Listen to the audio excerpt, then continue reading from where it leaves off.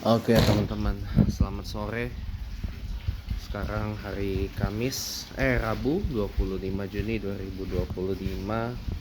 Sekarang jam saya mati nih. Sebentar dulu ya.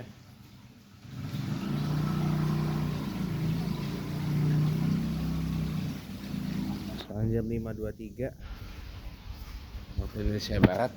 Tinggal masih cukup lah kita buat konten.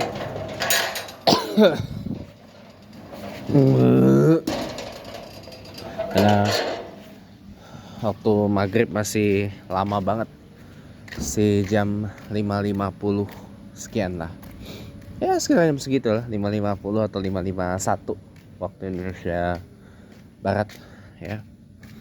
Jadi sore ini teman-teman, saya pengen bahas satu yang jarang sebenarnya saya bahas ya, yaitu paradoks Jepang. Minum dulu karena pembahasannya bakal panjang sih. Jadi kenapa saya katakan Jepang itu adalah negara yang paradoks gitu.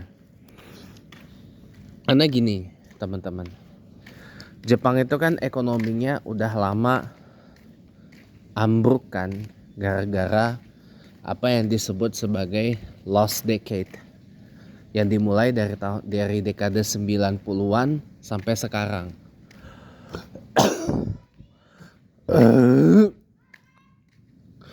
Diperparah lagi dengan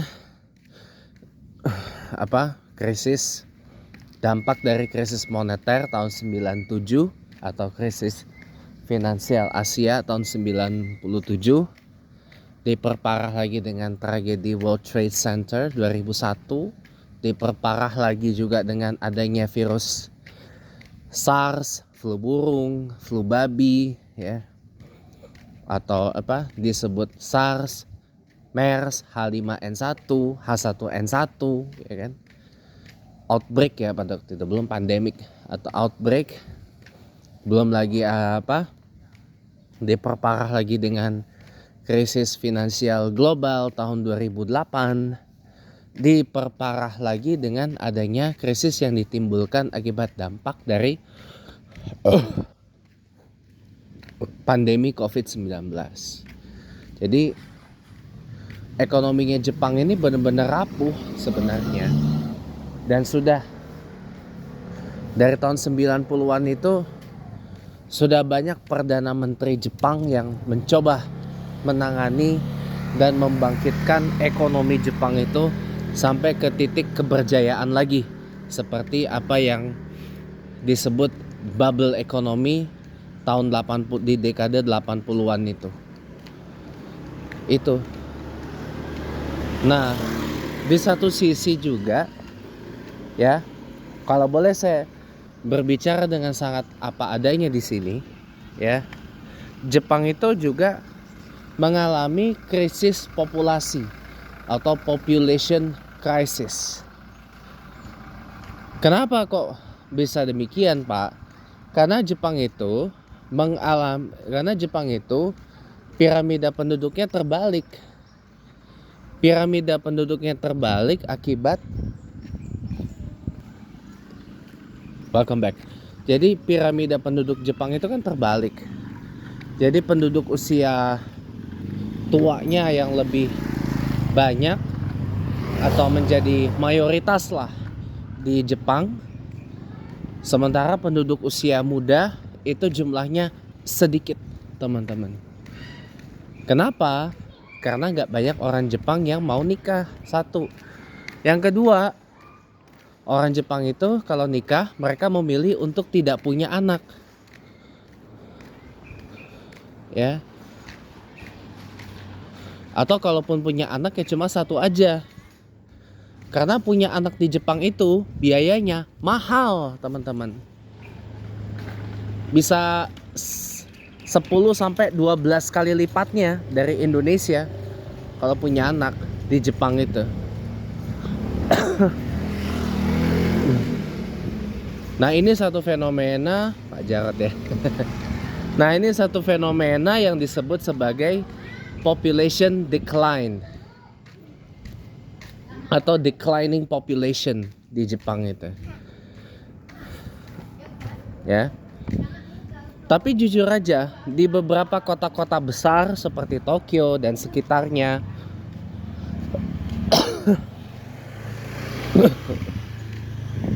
di Osaka, di Nagoya dan sekitarnya, itu tau nggak,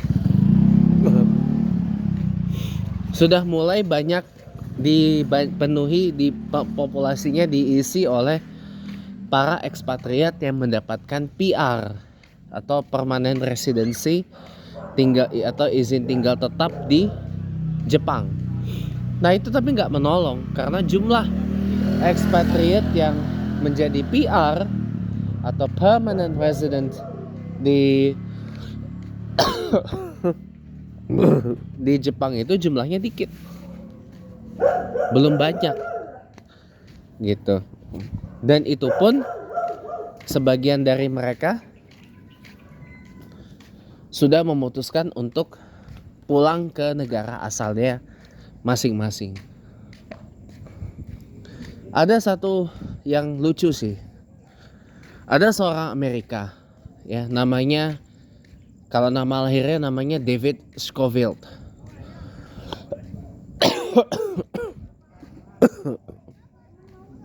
Yang kemudian menjadi David Edwinkle. Karena kan orang tuanya bercerai itu, ibunya nikah lagi. Nah, nama Edwinkle itu didapat dari ayah tirinya atau ayah sambungnya atau bapak sambungnya gitu, atau stepfathernya.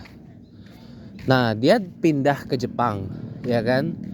Pindah ke Jepang, bermigrasi ke sana, pernah nikah dengan orang Jepang dan punya satu anak, ya kan?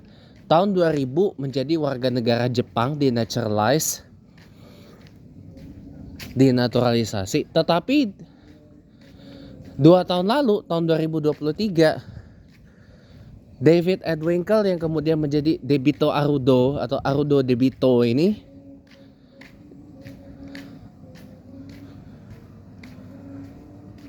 tahu nggak,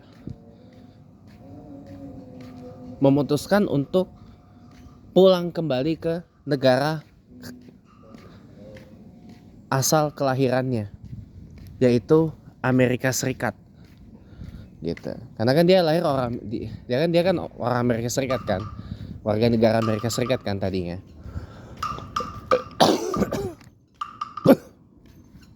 Karena dia dinaturalisasi jadi warga negara Jepang tahun 2000, makanya namanya jadi Debito Arudo tahun 2000 itu. Tapi nah, tahun 2023 memutuskan pulang ke USA, negara asalnya. Ini kan lucu, very very funny. Ini kan lucu gitu. Kenapa kok saya bilang lucu? Ya, dia dinaturalize.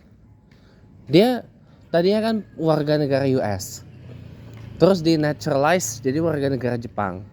Cuma karena ada sesuatu lah ya, kita nggak usah bahas hal-hal yang pribadi lah ya. Tapi Anda bisa menikmati, dan mungkin kalau Anda baca beberapa buku-buku yang dikaryakan atau ditulis oleh David Edwinkle atau Debito Arudo sendiri, Anda akan tahu kenapa akhirnya dia memutuskan untuk kembali ke negara tempat ia dilahirkan, yaitu United States of America atau Amerika Serikat. Bukan karena sekedar ngikutin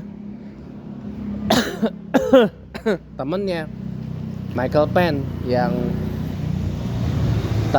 tadinya lama tinggal di Jepang, bahkan mendirikan situs website SNA, Shinbatsu News Agency. Itu pun dia juga kembali ke negara asalnya Amerika Serikat, dan sekarang tinggal di satu daerah pedesaan lah di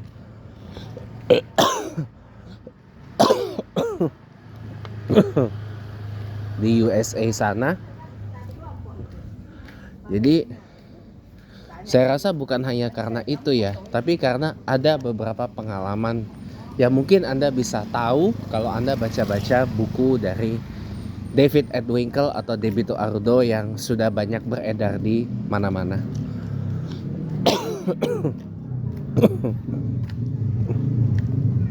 Gitu. Anda akan tahu. Kalau boleh saya rekomen ya, Anda boleh baca buku yang pertama adalah Japanese Only, dan yang kedua adalah Embedded Racism in Japan. Itu bisa Anda baca ya, dua buku dari Debito Ardo atau David Edwinkle itu. Anda boleh baca.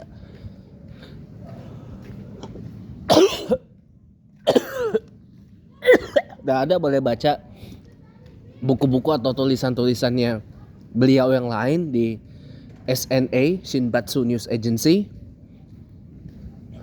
di internet. Jadi Anda akan tahu kenapa kok orang seperti Debito Ardo atau David Edwinkle yang sudah berkewarganegaraan Jepang justru malah meninggalkan Jepang dan kembali ke negara asal kelahirannya, yaitu USA, United States of America. Padahal kan kita tahu sendiri, untuk menjadi warga negara Jepang itu jelimetnya bukan main. Persyaratannya ribetnya itu bukan main. Oke lah, 5 years. Hanya butuh prosesi naturalisasi selama 5 tahun. Sama kayak Indonesia, sama kayak United Kingdom, sama kayak Ireland 5 tahun juga ya. Saya nggak tahu kalau Ireland ya. Ya kalau United Kingdom sama USA, untuk menjadi warga negara United States itu juga perlu 5 tahun proses naturalisasinya. Tapi yang lucu, ya ini kasus lucu ini. Oke lah, Jepang untuk jadi warga negaranya membutuh waktu 5 tahun proses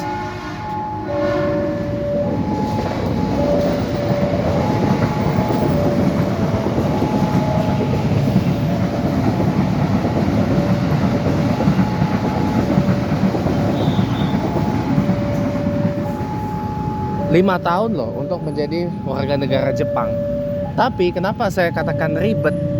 Karena bukan hanya dokumen dari pribadi kita yang diminta, tapi dokumen identitas dari orang tua dan keluarga kandung itu pun juga diminta.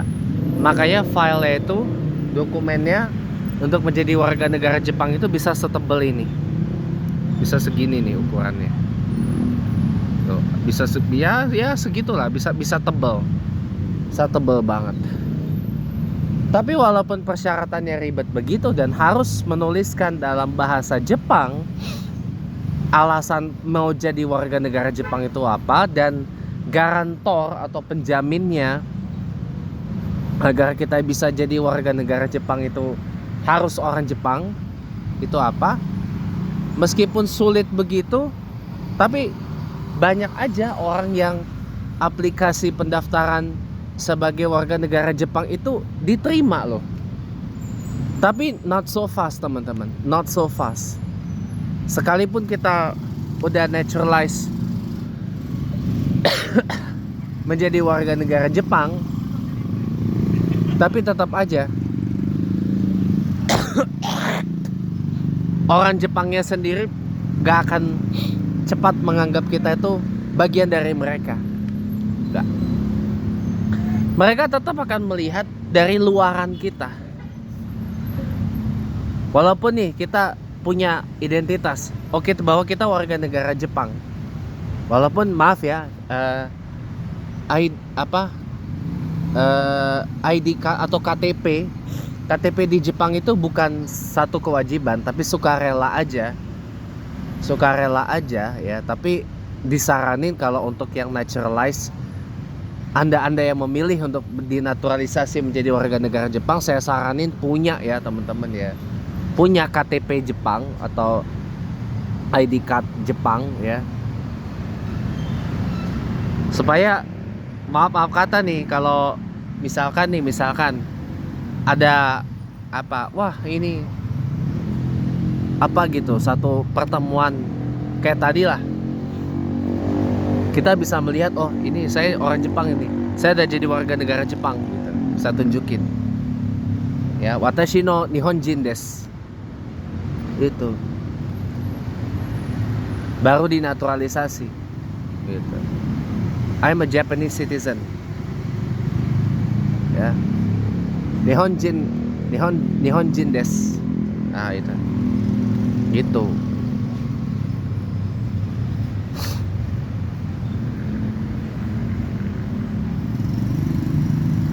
Jadi kita nggak apa ya? Ya tapi kan kalau misalkan nih kita datang ke tempat-tempat yang istilahnya maaf kata Japanese on, maaf ya kalau saya boleh bilang ya, tempat-tempat yang di kacanya itu tertulis Japanese only, hanya untuk orang Jepang aja, itu biasanya maaf, itu tempat-tempat yang untuk orang mabuk-mabukan, orang yang minum-minuman keras. Kan ya saya dan teman-teman yang Muslim nggak mungkin lah datang ke sana, kan haram hukumnya. Minum-minum khamr kayak gitu kan haram hukumnya, nggak boleh kan. Nggak mungkin juga kalau saya jadi pindah dan migrasi ke Jepang datang ke tempat-tempat yang seperti itu, nggak mungkin banget, haram kan, gitu, nggak boleh gitu loh, ke tempat yang seperti itu nggak boleh teman-teman. Nah, yang berikutnya lagi ya, kawan-kawan semua ya, sekalipun kita dinaturalisasi jadi warga negara Jepang, tapi orang Jepang nggak akan menganggap kita tuh sebagai orang Jepang beneran. Enggak teman-teman, nggak semudah itu, nggak secepat itu. Saya mohon maaf kata nih, jangankan kita yang orang asing, orang luar Jepang, tapi di naturalize sebagai warga negara Jepang, sebagai ya Japanese national, Japanese citizen gitu ya. Orang Jepang aja nggak akan langsung cepat menganggap bahwa kita Nihonjin gitu loh. Bahkan mohon maaf lahir batin, sesama orang Jepang sendiri ya, dia orang Jepang sendiri nih, bisa-bisa nggak dianggap seperti orang Jepang. Kenapa? Karena satu, dia mungkin tidak menghabiskan seluruh atau sebagian besar hidupnya itu di Jepang. Ibaratnya dia Jepangnya itu cuma sekedar tempat lahir. Satu, tempat lahir. Yang kedua, orang tuanya. Tapi dia besarnya itu di luar Jepang. Jadi ya, yang kedua adalah orang ini tidak menempuh pendidikan di Jepang, atau tidak mengikuti tidak bersekolah di Jepang lah singkatnya gitu. Tapi dia sekolahnya di luar Jepang. Makanya nggak akan mudah dianggap dia adalah orang Jepang. Walaupun nih ya, maaf nih, walaupun nih dia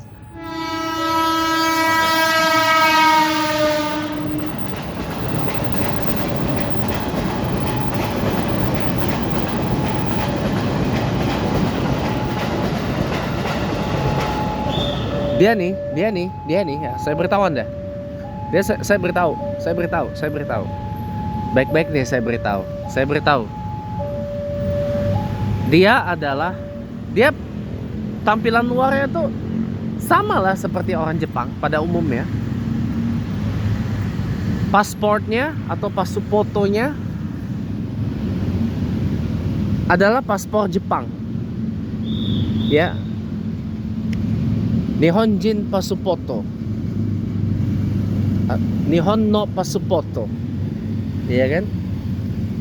Paspornya paspor Jepang, citizenshipnya kewarganegaraan Jepang, orang tuanya orang Jepang, kewarganegaraan Jepang, orang Jepang sama kok seperti orang Jepang pada umumnya, atau orang tua Jepang pada umumnya.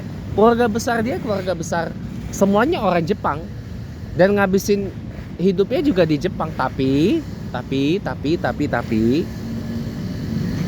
kenapa dia tidak dianggap sebagai orang Jepang? Karena dia sudah terpapar oleh budaya luar Jepang.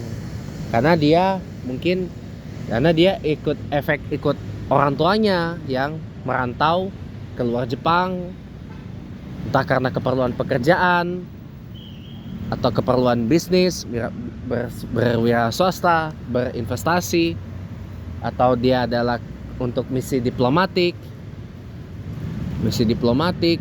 atau karena beberapa faktor lain lah, atau mungkin karena pertimbangan-pertimbangan yang sifat personal lah. Intinya itu jadinya membuat orang tua dari si anak ini meninggalkan Jepang gitu. Nah, anaknya jadi dibesarkan dengan oke lah, si anak ini tetap dianukan dengan budaya-budaya dan bahasa Jepang, raised with Japanese language, Japanese culture gitu kan. Tapi kan bukan Japanese education, bukan Japanese way of life gitu. Ya oke lah, masih ada Japanese way of life, tata cara hidup kayak orang Jepang itu seperti apa, living Japanese gitu. Oke. Tapi dia karena lama di luar Jepang, jadinya terpapar oleh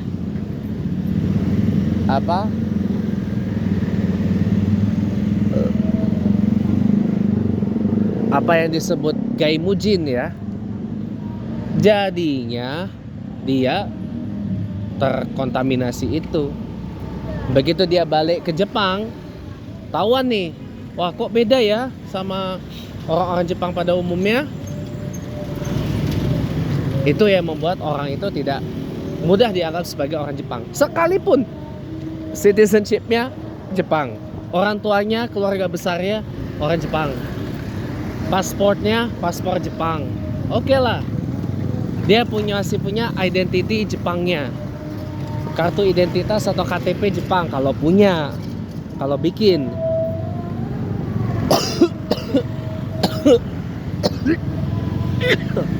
Gitu. Tapi nggak semudah itu jadi kita kalau di Jepang itu paling tidak kata kuncinya adalah bukan akulturasi tapi asimilasi. They want you to assimilate, not acculturate. Terakhir sebelum saya tutup, saya mau cerita dulu apa arti dari asimilasi. Asimilasi itu artinya percampuran dari dua kebudayaan yang berbeda tapi jadi satu, menghilangkan budaya asli. Sementara kalau akulturasi, dua kebudayaan yang berbeda dicampur tapi nggak menghilangkan budaya aslinya. Nah, orang Jepang nggak mau itu. Orang Jepang maunya assimilate. Jadi kita menghilangkan budaya asli kita sepenuhnya dan kita berubah menjadi budaya Jepang gitu. Demikian, domo arigatou gozaimashita.